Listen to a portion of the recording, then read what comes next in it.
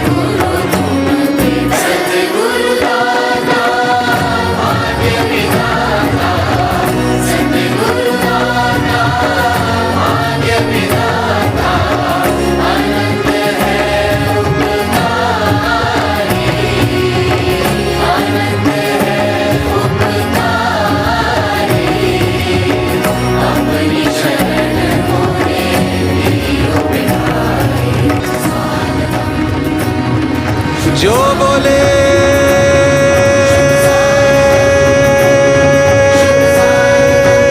तिस बलिया सद्गुरु माता सुदीक्षा सविंदर हरदेव जी महाराज की निरंकारी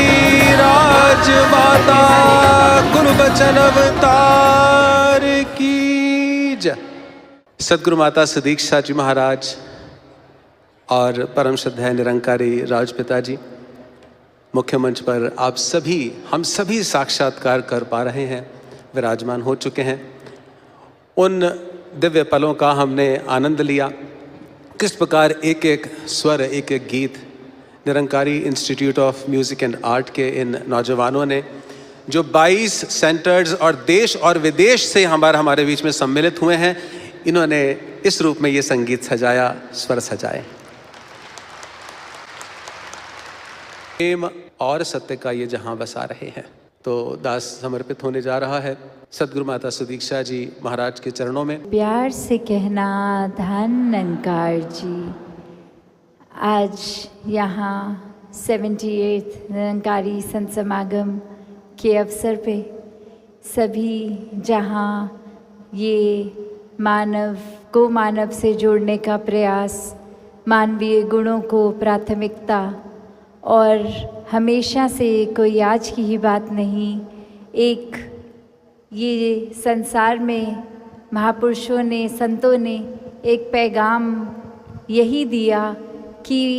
ये मानव शरीर तो है, पर मानव शरीर की वाकई ही कीमत तभी है जब मानवीय गुण बसें इस शरीर में, वरना तो ये शरीर फिर इंसान हो के भी इंसान जैसे कर्म नहीं करता। एक संसार में हमेशा जहाँ एक सच की बात की गई है संतों द्वारा कि एक सच का ये हमेशा जो रहने वाला कायम दायम ये निराकार परमात्मा, चाहे किसी भी नाम से जो कोई संबोधित करना चाहे, इसकी पहचान करके अपने जीवन को वाकई ही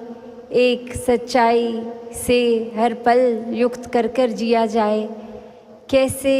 इस निराकार के ही फिर आसरे ये जो आज बार बार हम ये थीम क्या जिक्र सुन रहे हैं, आत्म मंथन, तो यही हर किसी ने, संत ने समझाया है हमेशा कि अंदर अपने एक जर्नी है, एक झांकना है, ये अवश्य ही हर किसी को करना है, क्योंकि ये जीवन बस इसलिए ही ना जिया जाए कि श्वासें आ रही हैं तो बस वो काटते जाना है समय। पर एक जीवन को वाकई ही जीने की तरह जीना है। इस जीवन से हर किसी ने अपने अंदर एक जो सच बसता है, जो हमारे बाहर भी है भीतर भी है,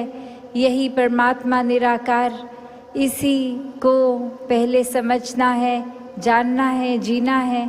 और फिर संसार के लिए यही एक एक्सटीरियर तरह की हर एक में यही निराकार बसता है। फिर वो सेवा भाव भी आते हैं। तो कैसे ये आज जो संसार को भी ज़रूरत है कि किस तरह हम वातावरण देख रहे हैं जो एक किस तरह का होता जा रहा है, और अगर देखा जाए तो सब मनुष्यों को इस परमात्मा ने इस तरह ही डिज़ाइन किया है कि प्रेम का भाव एक सबसे ज़्यादा एक प्राथमिकता में रहे, एक प्रायोरिटी बनी रहे। और फिर इंसान कैसे वो वजह ढूंढ लेते हैं कि एक किसी से दूसरे से एक दूसरे से नफ़रत की जाए, एक कोई भाव कोई भी वजह, ये दिमाग ये कल्पना कर लेता है कि हम शायद ऊंचे हैं और बाकी हमसे नीचे हैं, हम किसी जगह पर जन्म लिए हैं तो हमारे कल्चर वाले ही श्रेष्ठ हैं। नहीं, ये तो परमात्मा ने पूरी सृष्टि की उपज की है, हर एक की है। तो जितना परमात्मा एक इंसान में है उतना ही दूसरे में हर कोई श्रेष्ठ है। कोई ऊंच नीच जाति पाति भेदभाव ऐसे ना हो। और आजकल जिस तरह एक संसार ने वो रूप ले लिया है कि नए नए, और चाहे टेक्नोलॉजी एक इंटेंशन तो अच्छाई का ही टेक्नोलॉजी डिज़ाइन करने वालों का भी रहता है, पर उसको भी किस तरह दुरुपयोग किया जा रहा है। अब जहाँ पहले एक छोटे दायरे तक ही सीमित अगर किसी का भाव किसी के प्रति नेगेटिव होता था, अब तो कभी फैक्ट चेकिंग होती है नहीं होती, बस एक कुछ नज़र है तो अपनी बात हर कोई बिना एक सच की बुनियाद पे भी फैला देता है बहुत जल्दी। तो बात यही है कि ये आत्ममंथन किया जाए हर एक का, अपने अंदर ही हर एक ने जो करना है कि कैसे एक वाक्य ही क्या हम इस सच्चाई से अलाइंड हैं कि नहीं। ये आत्ममंथन सिर्फ कोई दिमाग से नहीं सोचना, एक अपने अंदर आध्यात्मिक रूप में ये आत्ममंथन भी करना है, क्योंकि जब ये आध्यात्मिकता, ये स्पिरिचुअलिटी का फाउंडेशन ही सही होता है, फिर एक सोशल, एक डे टू डे तरीके पे ये दिमाग भी सही सोचता है। तो बात हर किसी के लिए यही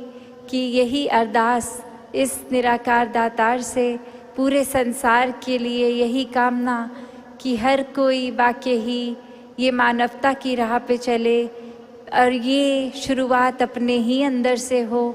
खुद पे ये सुधार करते जाएं, हर पल सोच के कि कहाँ जाना है, क्या रास्ता अपनाना है, कैसी सोच रखनी है।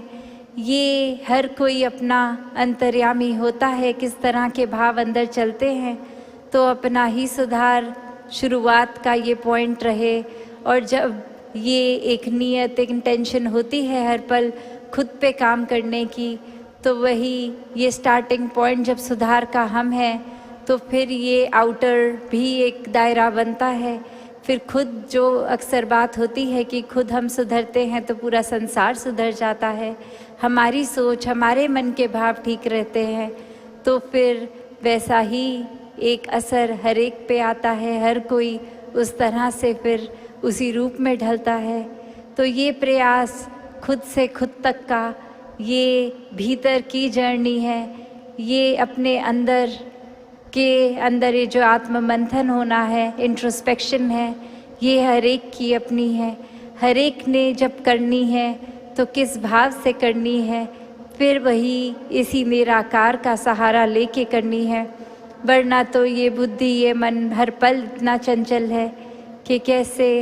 फिर अलग अलग हमें मिनट में अलग अलग सोचों की दिशा में ले जाए। मन के भाव भी एक पल में खुश तो एक पल में गम, एक पल में बेचैनी तो एक पल में संतुष्टि, इस तरह से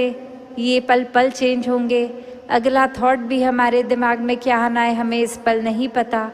तो किस तरह ये चैनलाइज की जाए, इस निराकार का ही ये एकमात्र ये जो सल्यूशन, ये जो हमेशा से कायम दायम अपनी जगह पर रहने वाला, ये सच्चाई जो कभी नहीं बदलती, कभी नहीं कटती, एक इस रूप में एक वाक्य ही ये निराकार, ये विराट स्वरूप हर समय जो अंग-संग है, इसके साथ ही जुड़ना है, तो ही अपने भीतर भी ये आत्ममंथन हो सकेगा। दातार पूरे संसार में ये सुख शांति हर समय एक डाले, ये हर एक मनुष्य के अंदर एक भाव ऐसे ही हों कि एक सुधार के प्रति नियत रहे, अपने अंदर भी और संसार के सामाजिक रूप में भी ये सेवा की जा सके।